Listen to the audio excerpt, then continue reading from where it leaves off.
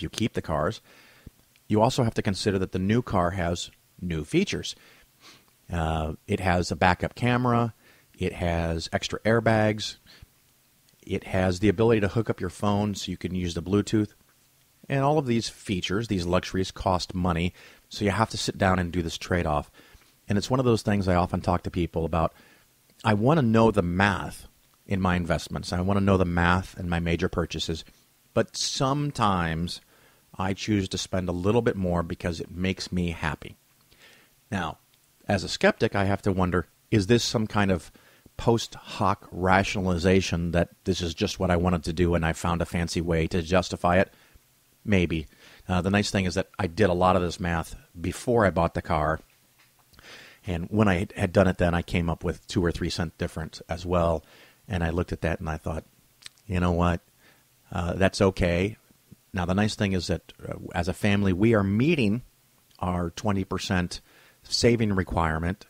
So that's the key thing to make. You don't want the suck-ass minimum of 10%. You want to try to get to 20%. We're meeting that number. And, you know, things are going okay. Business is growing.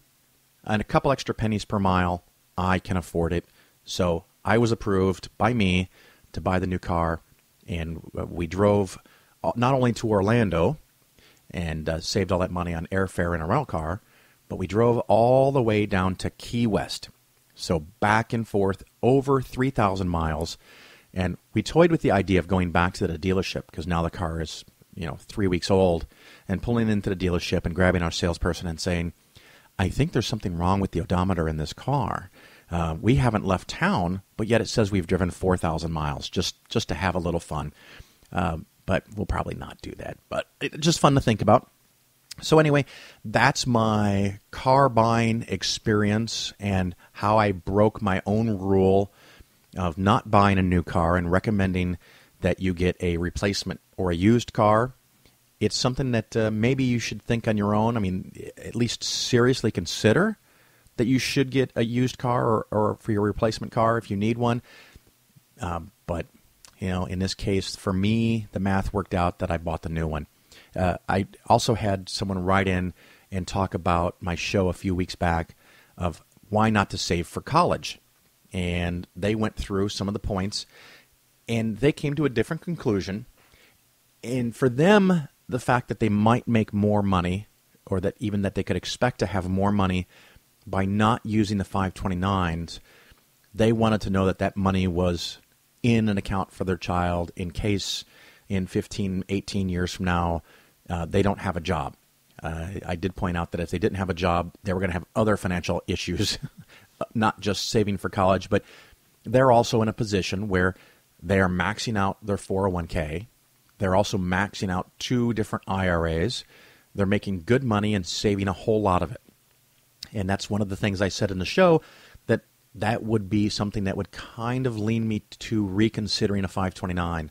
I still think the math doesn't work out, and you always have the problem that if your child doesn't go to school, you've got to pull the money out and pay taxes and penalties on all of it. So those are all the reasons. You can listen to that show. But they were of the opinion that they would feel better if they still use the 529, even if they ended up with a little bit less money because it would make them feel better. And my basic answer to that is like a lot of things, and like this new car thing, that I want to know the math. But in the end, the purpose of money is to make your life better, to make you more comfortable, to make you more secure.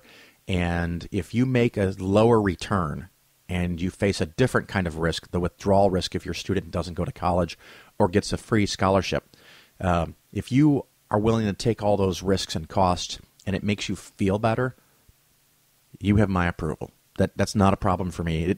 It doesn't have to be my way, but I do like to understand the math and talk about that. So anyway, that's the new car versus used car. We're going to take a little commercial break, and then we're going to come back and talk all about index funds. So hang on. We'll be back right after these important messages. You're listening to The Bill Ferguson Show on Secular Media Network. Here's an excerpt from Non-Believer Nation by David Noyce. Much has changed in America. for better and worse, in the century since the 1912 election. As Americans went to the polls that year, few would have imagined that in the decades ahead the country would split the atom, send men to the moon, and become a globally dominant military and economic power. Few would have predicted the progress, even if imperfect, that America has made toward racial equality, women's rights, and gay rights. Unfortunately, however, not all the change has been positive. Despite its achievements, America now sits in the early years of the 21st century as a highly dysfunctional and seriously troubled society. And many of its problems, from the immature level of its internal dialogue to the misguided direction of its public policy, can be traced directly or indirectly to the impact of the religious right and, perhaps even more importantly, to the marginalization of the secular demographic. As such, the rise of secular Americans is not happening a moment too soon. If America does not learn to recognize and respect non-believers and religious skeptics as a valued segment of the population, bleak times will surely await the country and the rest of the world. Over 3 decades ago, when the religious conservatives became a major political force, the country embarked on a terrible, long descent, one that continues today and will not be reversed without a renewed appreciation of reason, critical thinking, and the forward-looking values promoted by secular Americans. This is not to suggest that religion itself must be made irrelevant, but only that effective opposition is needed to the politically mobilized fundamentalist element. That effective opposition, lacking for decades, is now taking root in a transformative movement fueled by Americans who will no longer allow personal secularity to be stigmatized. Given the state of affairs after several decades of religious right dominance, we should all be hoping that secular Americans win their place at the table. Non-Believer Nation by David Noyce is now available at atheistaudiobooks.com.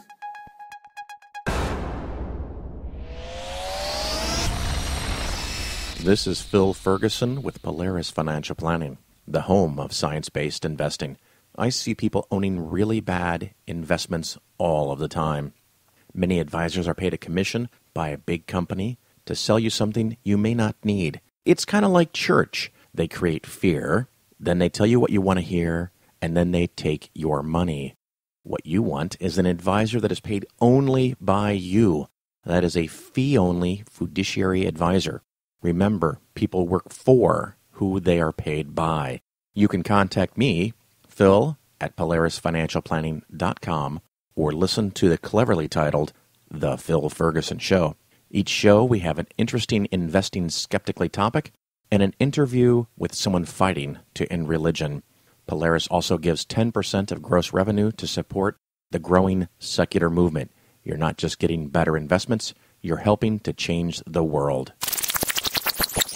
Only on Secular Media Network. Well, welcome back, everybody. This is Phil Ferguson, and you are still listening to the cleverly titled Phil Ferguson Show. Last segment, we talked about a used car versus a new car and how I broke my own rule. And now we're going to talk about a couple listeners' requests that I go into more detail on index funds. We've done this before, but we have a lot of new listeners, so we're going to dive right into this. And I'm going to back up a step before I even get into index funds. One of the best ways to make wealth in the long run is stocks. The U.S. stock market has proven that over the last 47 years. You can go check that on Wikipedia, S&P 500. And that's part of the science-based investing philosophy that we use, part of the investing skeptically. You can go double-check a lot of the numbers that I give you. And if there's, of course, more detail or you want to see the spreadsheet that I did my car calculation on, you just let me know. You can always contact me, Phil, at PolarisFinancialPlanning.com, and I'll try to get you any and all information that you want. So you invest in a stock, and the nice thing about stocks is they have unlimited upside potential. Over time, a company does not have a bound on how much money they can make and how much the stock can go up. They do have a limited downside loss potential, and that limit is 100% of the money you put in. Now, that seems a very odd thing to say, that the most you can lose is 100%, but just to be clear, there are investments that you can get that lose more than the money you put in. Quick thing comes to mind if you buy futures or options, puts and calls. Usually you won't have unlimited, but if you short a stock, you have unlimited loss and a limited gain. So those things I don't like. I like to be able to limit my losses, and I like to have unlimited potential winnings. And since the market historically goes up, stocks seem like a really good idea. One of the problems with buying a stock, one specific company and only one company, is that you face a risk called specific stock risk. And it's curious, it just pops into my head. A lot of times people ask me, and they said, well, how do I get investments with no risk? No such thing exists. There's always a risk. What is the risk? You might have inflation risk. You might have the risk of not being able to get to your money.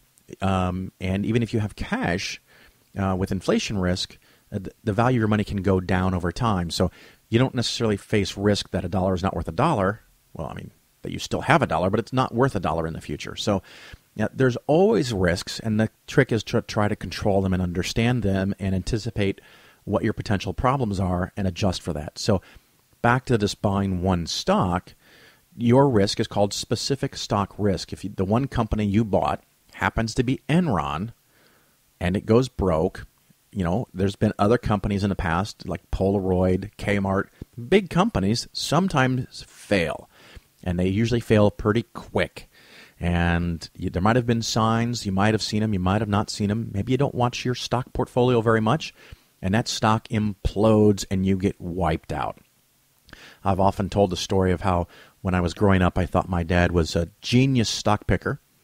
And when he finally showed me all the different stocks that he's bought, there was a couple that were worth so little that it would cost more to trade them than the remaining value. So there was not even a point to sell it because you would just be out money.